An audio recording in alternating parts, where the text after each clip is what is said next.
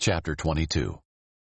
Joshua summoned the Reubenites, Gadites, and half the tribe of Manasseh, and told them, "You have done everything Moses the Lord's servant commanded you, and have obeyed me in everything I commanded you. You have not deserted your brothers, even once this whole time, but have carried out the requirement of the command of the Lord your God. Now that he has given your brothers rest, just as he promised them, return to your homes in your own land that Moses the Lord's servant gave you across the Jordan. Only carefully obey the command and instruction that Moses the Lord's servant gave you, to love the Lord your God, walk in all his ways, keep his commands, be loyal to him, and serve him with all your heart and all your soul." Joshua blessed them and sent them on their way, and they went to their homes.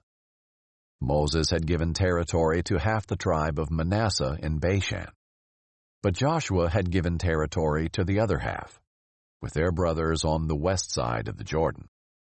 When Joshua sent them to their homes and blessed them, he said, "Return to your homes with great wealth, a huge number of cattle and silver, gold, bronze, iron, and a large quantity of clothing. Share the spoil of your enemies with your brothers."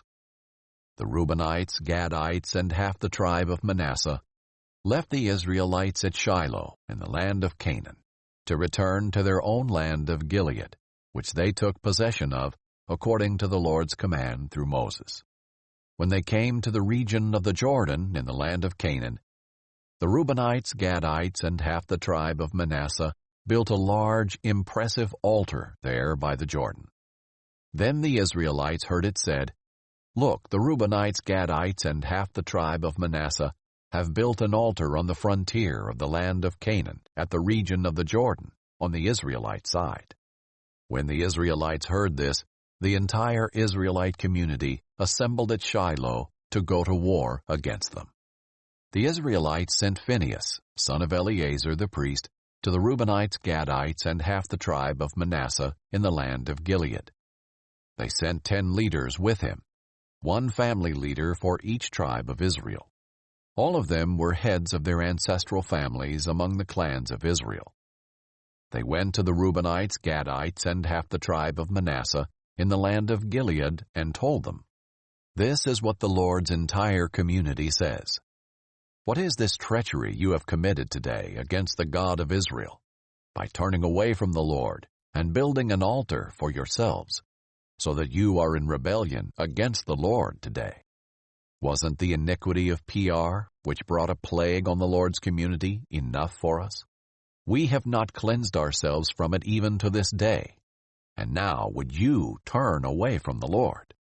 If you rebel against the Lord today, tomorrow he will be angry with the entire community of Israel.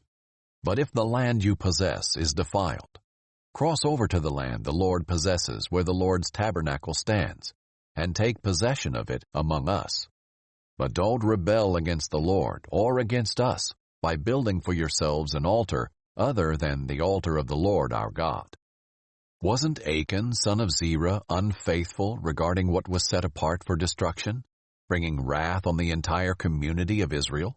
He was not the only one who perished because of his iniquity." The Reubenites, Gadites, and half the tribe of Manasseh answered the heads of the Israelite clans, "The mighty one, God the Lord, the mighty one, God the Lord, he knows, and may Israel also know. Do not spare us today if it was in rebellion or treachery against the Lord that we have built for ourselves an altar to turn away from him.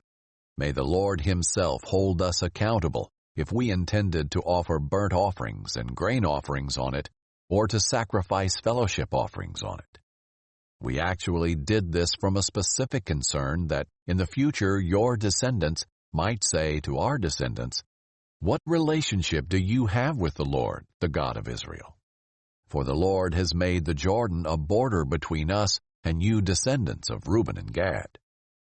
You have no share in the Lord, so your descendants may cause our descendants to stop fearing the Lord. Therefore we said, let's take action and build an altar for ourselves, but not for burnt offering or sacrifice. Instead, It is to be a witness between us and you, and between the generations after us, so that we may carry out the worship of the Lord in His presence with our burnt offerings, sacrifices, and fellowship offerings. Then, in the future, your descendants will not be able to say to our descendants, "You have no share in the Lord."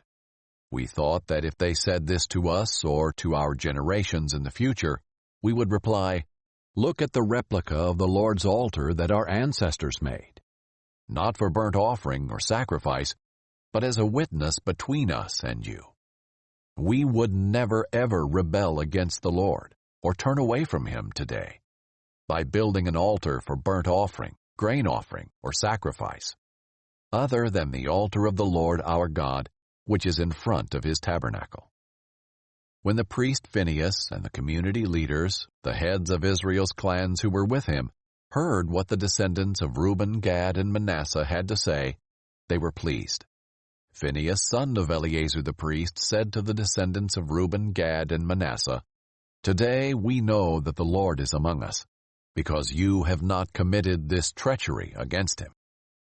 As a result, you have rescued the Israelites from the Lord's power."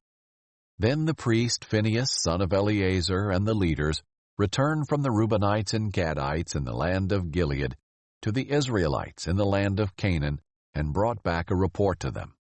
The Israelites were pleased with the report, and they blessed God.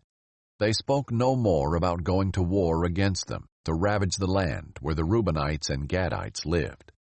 So the Reubenites and Gadites named the altar, "It is a witness between us that the Lord is God."